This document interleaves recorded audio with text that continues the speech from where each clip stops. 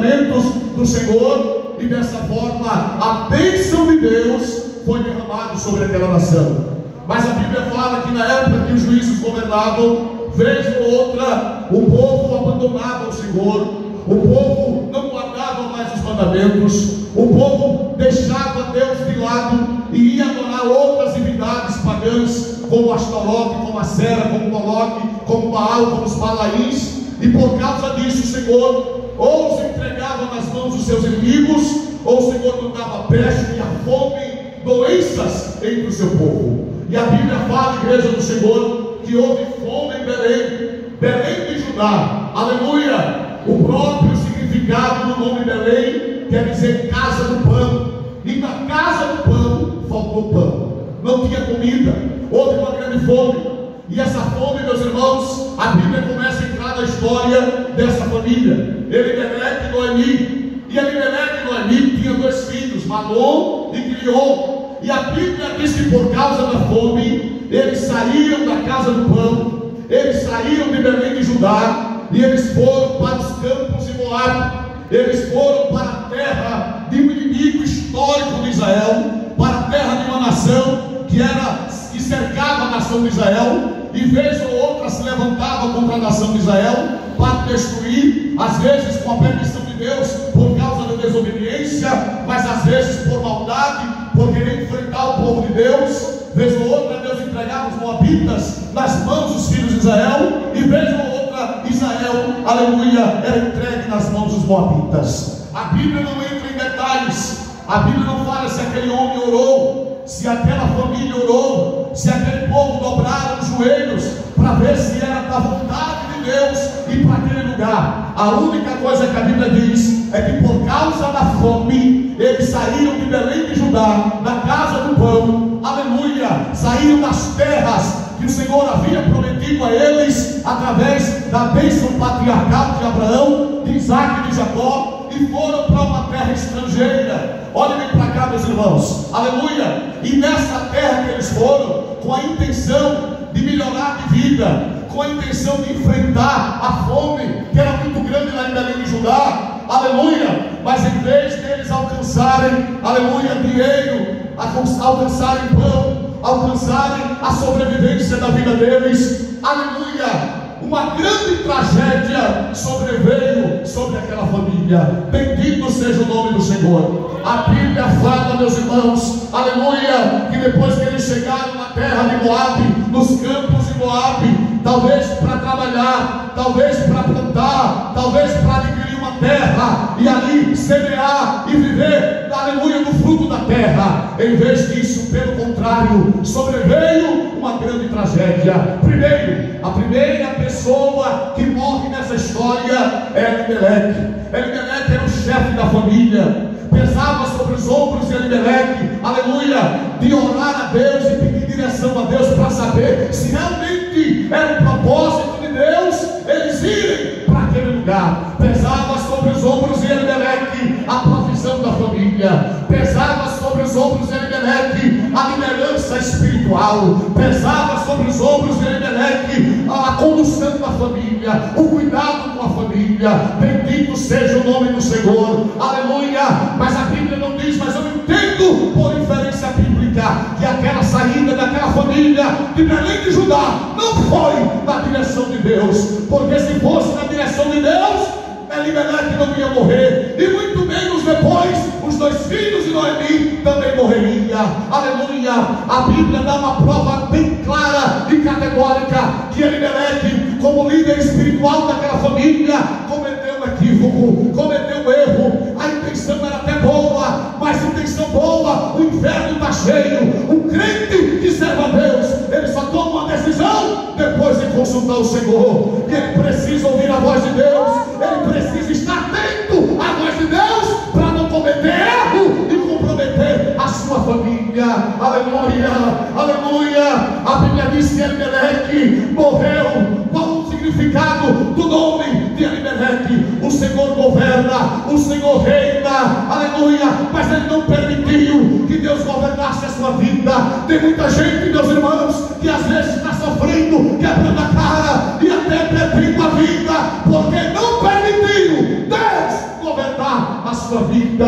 Mas o Senhor quer te dizer nessa noite: permite Ele governar a sua vida, permite Ele dirigir os seus planos, permite Ele cuidar de você da maneira certa, da maneira verdadeira. Porque se você fazer isso, não vai acontecer com você nem com a sua família o que aconteceu com Elimelec. Aleluia! Quem está entendendo a palavra, diga glória a Deus.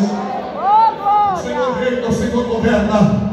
Elimelec veio a morrer. Os irmãos imaginam, aleluia, se ainda hoje a perda do provedor da casa, a morte do provedor, ela causa, aleluia, perdas irreparáveis, danos irreparáveis. Bendito seja Deus. Uma família, quando perde o provedor, ela é toda abalada, principalmente o coração do cônjuge, o coração da esposa. Aí eu imagino, aleluia, eu começo a meditar no texto sagrado e começo a mergulhar na história, como aquela mulher não ficou. Saiu de Belém de Judá, saiu com seu marido, saiu com seus 2 filhos, mas agora perdeu o provedor, perdeu o companheiro, perdeu o marido. Ei, deixa eu dizer uma coisa para vocês, aleluia, tem gente que coloca os filhos acima do marido, mas está errado.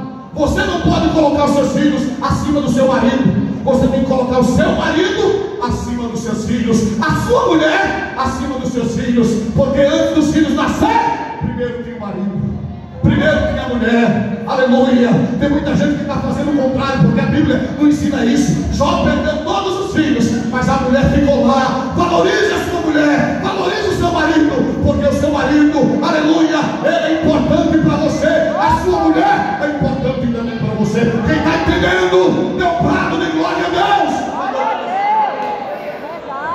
Aquela mulher estava aflita, aquela mulher estava angustiada, irmãos, perdeu o marido. Imagine o pranto daquela mulher, imagine o pranto de Malom, imagine o pranto de Quilion. Aleluia, bendito seja Deus. Deve ter batido no coração dela um arrependimento de ter saído da casa do pano, de ter saído de onde Deus havia colocado eles. Aleluia, mas ainda restava um pinguinho de esperança, porque quando o provedor, quando o marido morria, quem cuidava da viúva, quem sustentava a viúva, quem mantinha a viúva, eram os filhos, e principalmente o filho primogênito, o filho primeiro.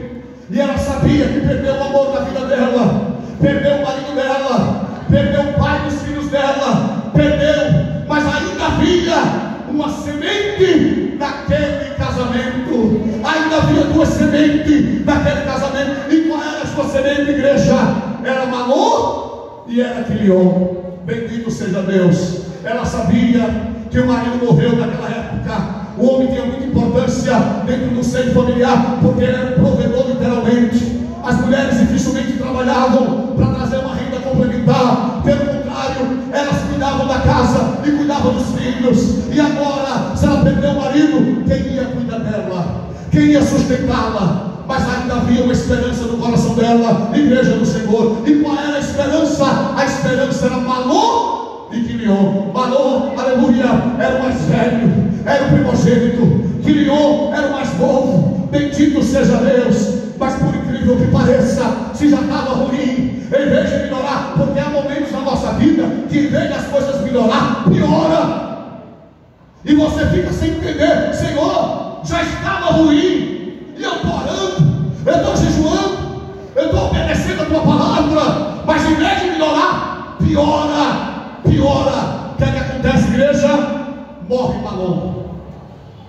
Malom, antes de morrer, contraiu um casamento, casou com uma das filhas de Moab, casou com Ruth, que por sinal, isso foi uma desobediência a Deus, porque não era para se casar com as filhas dos cananeus, pelo contrário, era para se casar com a sua parentela. É por isso que o próprio Abraão manda Eliezer, seu mordomo, ir em busca de uma esposa da sua parentela. Aleluia, bendito seja Deus. E eles cometem mais um erro, mais uma desobediência. Primeira desobediência, saíram fora da direção de Deus, por consequência o pai morre. Segunda desobediência, casa com as filhas de Moab, a qual não era para se casar.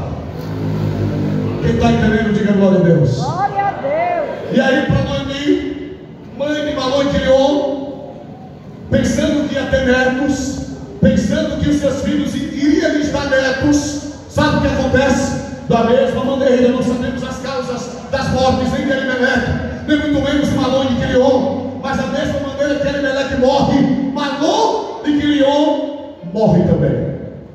E agora, meus irmãos, Malom e Quilion. Malom, o significado da etimologia do nome Malom quer dizer adoentado, aquele que é fraco. O significado do nome Quilion é aquele que falha. Bendito seja Deus. Naquela época o significado era muito importante para os filhos de Israel, porque representava e simbolizava exatamente as características daquela pessoa. Mas meus irmãos, Elimeleque, o Senhor reina, morre. Malom, aquele adoentado, aquele que é fraco, morre também. E Quilion, aquele que falha, também morre. Olha a situação daquela mulher. Mas deixa eu dizer uma coisa para vocês: Deus ainda tem planos nas famílias. Deus ainda tem projeto nas famílias. O Senhor daqui a pouco vai dizer para vocês algo tremendo através da sua palavra. Porque para aquela mulher, perdeu o marido, perdeu também os 2 filhos. Se as coisas estavam difíceis, sem a presença do companheiro, porque o marido traz segurança para a mulher, o marido traz, aleluia, confiança, aconchego, segurança e provisão para o lar. Mas perdeu o marido, ainda tem 2 filhos, mas para acabar de interar, perde os 2 filhos. Aleluia, bendito seja Deus. O significado do nome Noemi, na palavra Noemi, quer dizer agradável, amável. Bendito seja o nome do Senhor. Aleluia. Mas quando Noemi, meus irmãos, ela perde os 2 filhos, perde o marido, perde os 2 filhos, quem olhasse para a situação dela ia dizer: acabou, ali não tem mais esperança, vai ser fadada a mendigar o pão, vai ser fadada a viver às custas dos parentes. Aleluia. E além do mais, ela ia ser rotulada como a mulher que saiu de Belém de Judá, cheia, abastada, com a família completa. E agora, depois, quando ela resolve voltar, vai ser rotulada como uma mulher que perdeu tudo. Perdeu tudo. Bendito seja o nome do Senhor. Aleluia. E quem olhasse para aquela mulher, certamente ia dizer: essa mulher deve ter pecado, porque a primeira coisa que nós fazemos, o mais crente que tiver aqui, o mais obediente, o mais parecido com Cristo, quando vê o irmão passando por uma dificuldade muito grande, a primeira coisa que faz é dizer: tem alguma coisa errada, pecou, desobedeceu, está fazendo alguma coisa errada. Mas nem sempre é assim. Os amigos de Jó julgavam Jó, mesmo Jó sem pecar. E quem olhasse para Noemi ia dizer: Noemi pecou, Noemi desobedeceu, por isso sobreveio tamanha tragédia sobre a vida de Noemi. Mas deixa eu dizer uma coisa: Noemi, meus irmãos, apesar de passar por tudo isso, ainda havia um resquício de esperança na vida daquela mulher. E a primeira coisa que eu aprendo aqui nessa palavra, a primeira coisa que eu aprendo aqui nesse texto, é que às vezes as coisas estão erradas, a gente não entende, mas no tempo certo, o que deu errado começa a dar certo. No tempo certo, aquilo que foi uma página ruim da sua vida, aquilo que você não quer nem lembrar, porque ao lembrar as lágrimas caem dos seus olhos, no tempo certo, Deus converte a maldição em bênção. Quem crê nessa palavra, dê um brado de glória. Quem crê nessa palavra, dê um brado de glória ao Senhor. A única coisa que resta para aquela mulher é 2 noras. Repita comigo, por favor: Orfa e Ruth.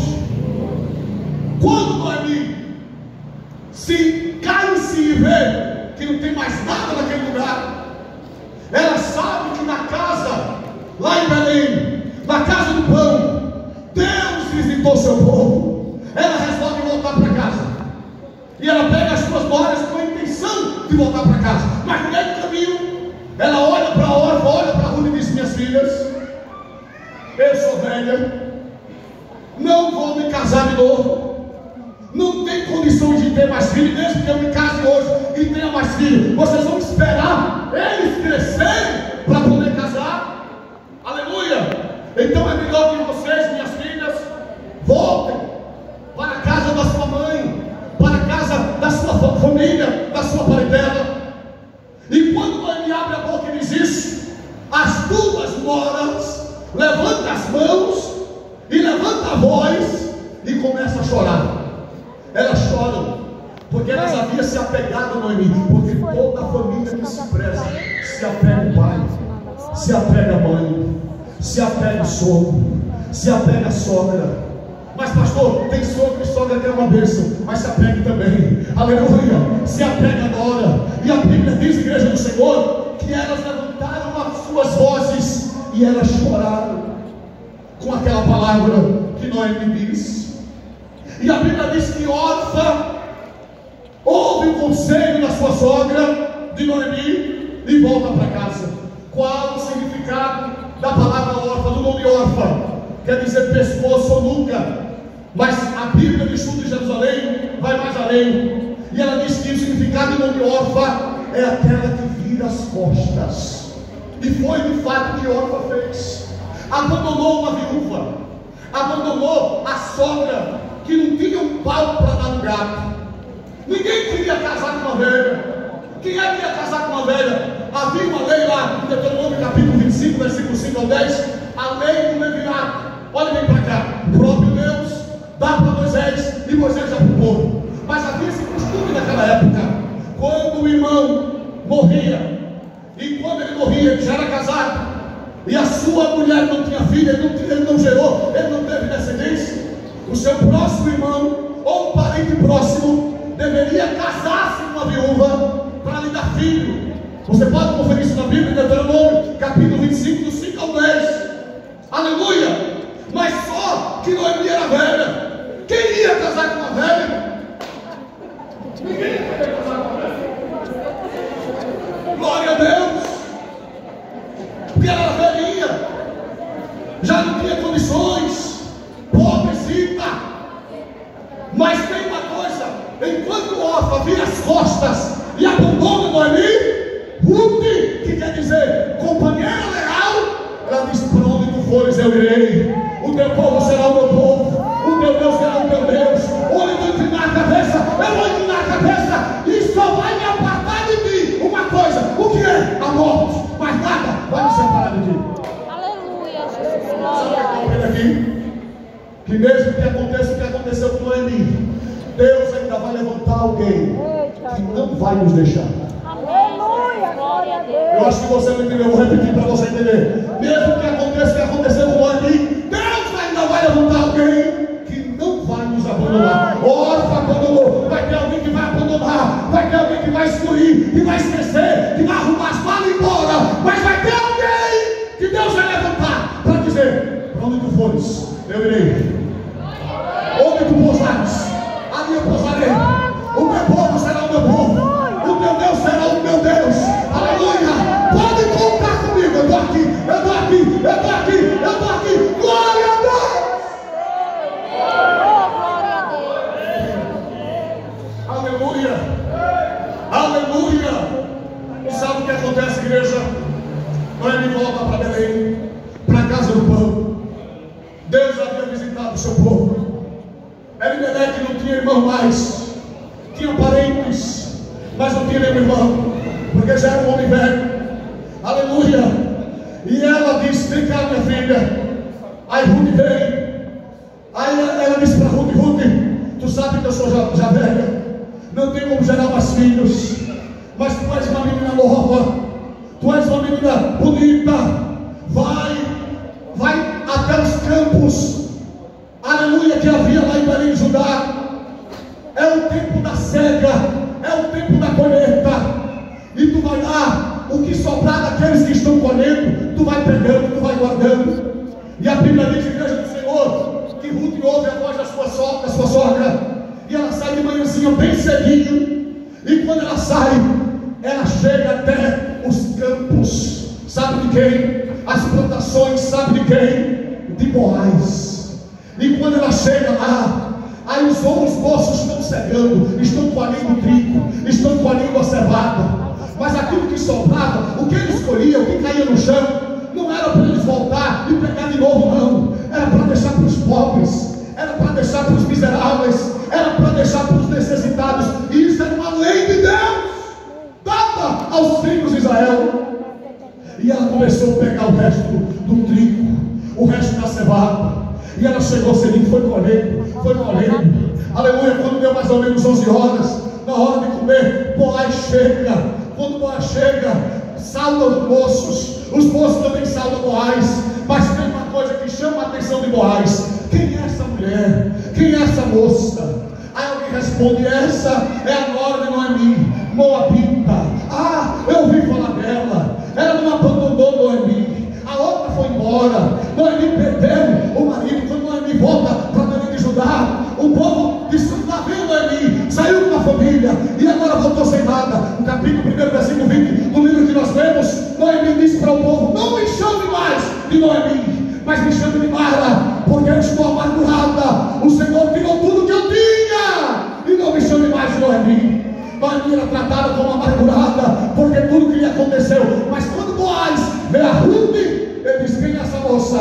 Aí disseram: é a Ruth, é a nora de Noemi, que não abandonou Noemi, que não deixou Noemi sozinha, que voltou para casa com Noemi, que acompanhou. Então, sabe qual era a distância de Belém de Judá para os campos de Moab? Era 123 quilômetros. Aleluia. Era como se fosse daqui para Maceió uma vinda e depois uma ida e uma vinda a pé. Era muito longe para uma senhora de idade vir sozinha. Mas Ruth não abandonou Noemi. Aí quando Boaz faz essa pergunta, ele diz: ei, eu tenho sabido da história dessa moça. Ela é uma mulher que não abandonou Noemi, que não deixou Noemi, e provavelmente a aparência de Ruth já chamou a atenção de Boaz. Deus já estava trabalhando, Deus já estava agindo. Ei, às vezes você não percebe, você até não entende, não quer nem acreditar, mas enquanto você está na aflição, Deus está trabalhando, Deus está abrindo porta, Deus está entrando em cena na história. Ele está visitando os teus, Ele está visitando a tua família, e aquilo que você não tem, não pode, não vai fazer, é Ele que faz. Quem crê nessa palavra, quem crê nessa palavra, levante a mão e dê um brado de glória a Deus.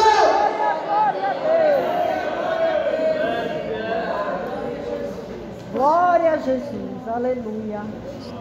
A Bíblia diz que quando ela volta, ela trabalha o dia todo e volta com trigo, volta com cevada, para poder fazer pão, para poder se alimentar e também alimentar a sua sogra. Quando ela volta, Noemi pergunta: minha filha, conta o teu dia, como é que foi o teu dia? Ela diz: olha, eu trabalhei hoje na colheita. Sabe de quem? De Boaz. Quando ela fala de Boaz, aí liga uma luzinha para Noemi: epa, esse é parente de Elimelec, e esse pode ser um remidor, esse pode ser alguém que pode nos servir, restaurar as terras de Elimelec, de Malom e de Quilion, meu filho, e também dar descendência a Malom, teu marido, porque tu não tivesse filho com ele. Aí Ruth, ou melhor, Noemi começa a orientar Ruth: fala o seguinte, minha filha, Boaz certamente está indo para a eira. A eira é o lugar onde ficava armazenado o trigo, onde ficava armazenado, aleluia, a cevada.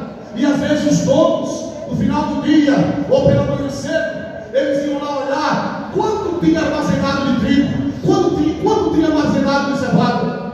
E Noemi diz: olha, vai lá onde ele está, chega aos pés dele, descobre os pés dele e deita aos pés dele, aleluia. E quando ele acordar, fala que tu és parente, de quem tu és parente, e diz para ele que ele é o teu remidor, é o nosso remidor. E do mesmo jeito que Noemi falou para Ruth, ela acorda, ela levanta, ela vai lá para a eira, e lá na eira ela descobre os pés, aleluia, de Boaz. Boaz já tinha bebido algum vinho, já estava deitado descansando, e ela se deita aos pés de Boaz. E quando ela se deita aos pés de Boaz, quando Boaz se acorda, ela conta: tu és o nosso parente remidor, tu és parente de Elimelec, tu és o nosso remidor, venha remir a mim e a Ruth e a Noemi, a minha sogra, bendito seja Deus. Aí quando Boaz ouve essa história, aquilo pareceu agradável aos olhos de Boaz. Ele diz: epa, tem uma situação, eu vou te remir, mas tem um parente que ainda é mais próximo do que eu, e amanhã eu vou conversar com ele, e se ele não te remir, quem vai te remir sou eu. E da mesma forma fez. Ela volta para casa, Aleluia. Boaz não conheceu Ruth naquele dia. Deus não permitiu acontecer nada antes do casamento. Aí Ruth volta para casa. Noemi pergunta como foi. Aí no outro dia Boaz procura um parente remidor mais próximo, chama os anciãos do povo. Aleluia, bendito seja Deus. Conta a minha história, pergunta se aquele parente remidor vai remir. Aí a princípio ele diz: vou. Mas depois, quando ele diz tem que remir também a Ruth, a Moabita, que era esposa de Malom, ele diz: então não quero remir, vai remir você. E a Bíblia diz, irmão, que Boaz, ele reme Ruth, e ele se casa com Ruth. Aleluia, bendito seja Deus. E depois que ele reme Ruth, e ele se casa com Ruth, olha bem para cá, abra sua Bíblia, por favor. Capítulo 4 de Ruth, versículo 14. Está na tela, obrigado, meu irmão. Põe na tela para a igreja ler. Capítulo 4, versículo 14. Volte para o 13, por gentileza, por favor. Glória a Deus. Aleluia. Assim tomou Boaz a Ruth, e ela lhe foi por mulher, e ele a possuiu, e o Senhor lhe fez conceber um filho. Versículo 14. Repita comigo, igreja. Então as mulheres, repita mais alto, por favor. Então as mulheres disseram a Noemi: bendito seja o Senhor, que não deixou hoje de te dar remidor, e seja o seu nome afamado em Israel. Versículo 15, por favor. E ele te será afamado, e ele te será por restaurador da alma, e nutrirá a tua velhice, pois tua nora, companheira fiel, pois tua nora que te ama, o deu a luz, e ela te é melhor do que 7 filhos. Mas tem uma coisa mais tremenda. Vá para o versículo 19, por favor. Tem uma coisa mais tremenda. A mulher que não tinha mais esperança. A mulher que não tinha mais esperança nenhuma. Melhor, volte para o 18, por favor. Volte para o 18. Olha bem para cá. Estas são, pois, as gerações de Pérez. Pérez gerou a Esrom. 19. E Esrom gerou a Rão. E Rão gerou a Aminadab. 20. E Aminadab gerou a Naasson. E Naasson gerou a Salmão. 21. E Salmão, repita comigo, igreja. E Salmão gerou a Boaz. E Boaz gerou a Obed. 22. E Obed gerou a Jessé. E Jessé gerou a Davi. Glória a Deus. Olha aí, igreja. Você sabe de quem Davi é descendente? É descendente de Ruth. É descendente de Boaz. E sabe de quem Jesus, na linhagem sanguínea, é descendente? É descendente de Davi. É descendente de Obed, que é filho de Ruth. Olha o que Deus faz. Deus é tão tremendo, é tão poderoso, que tudo que estava dando errado, que tudo que deu errado, aleluia, quando você volta para a casa do pão, quando você volta para a presença do Pai, quando você se aproxima do Pai, aquilo que deu errado,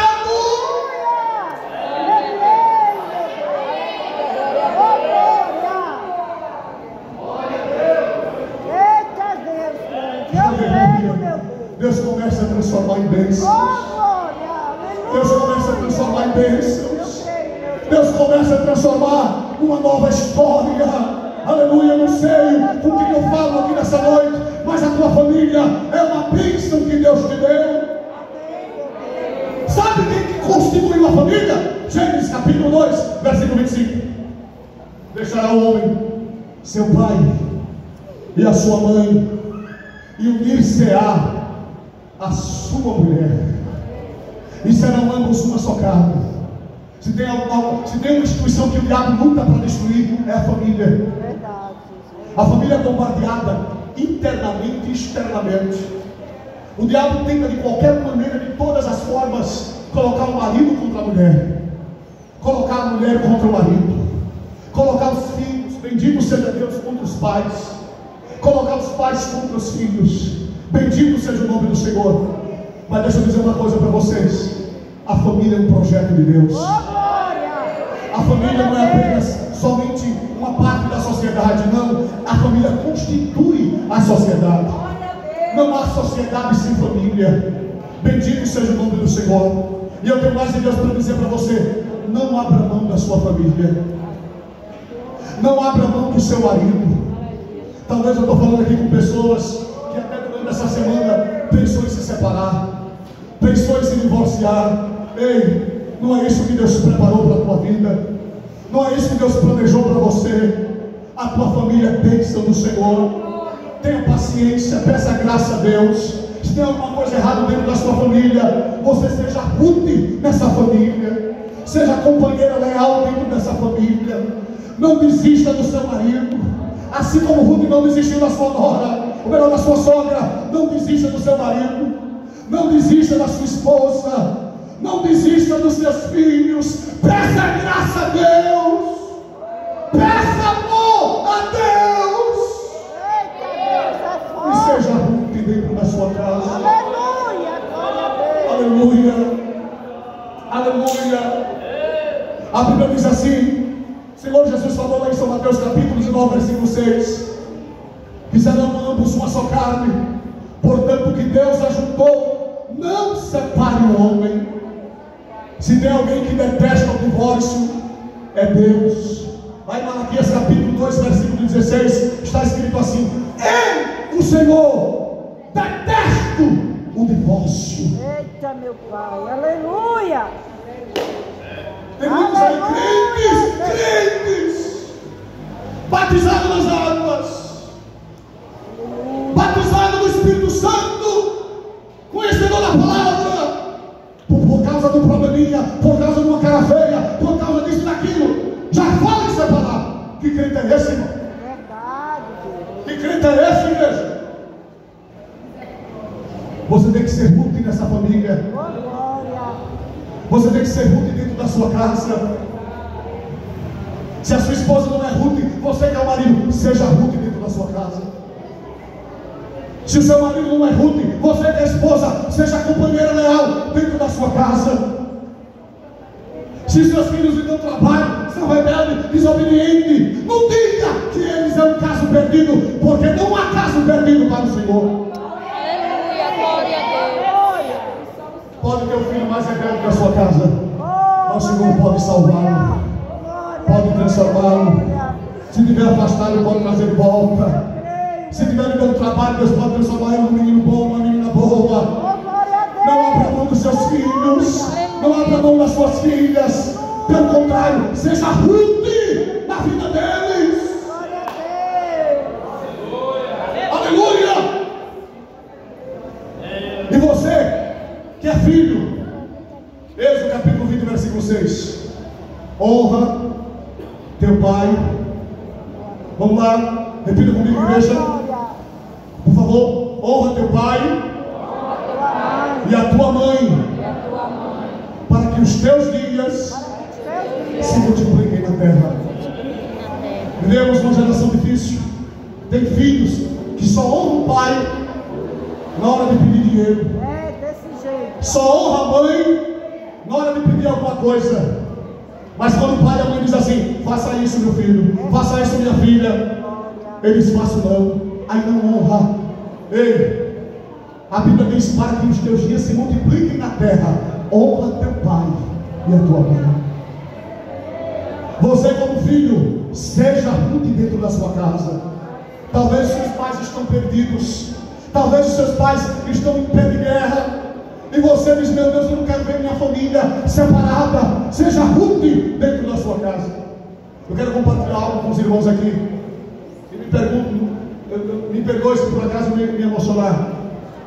Eu aceitei Jesus no dia 15 de março. Olhe para mim, por favor, toda a igreja, por favor. No dia 15 de março de 1997, eu aceitei Jesus como meu Salvador. No dia 13 de abril, menos de um mês depois, no dia que eu completava 16 anos, eu ganhei um presente. Sabe qual foi o presente? A separação dos meus pais. E aquilo foi um choque muito grande para mim. Foi um baque muito grande no coração. Se você tem pais e seus pais vivem juntos, agradeça, valorize isso. Visite os seus pais, mesmo eles estando velhos, mas sejam companheiros leais deles. Vão até a casa deles, visitem, sentem, conversem com eles uma tarde, porque tem muitos de nós que queria ter o prazer. Aleluia.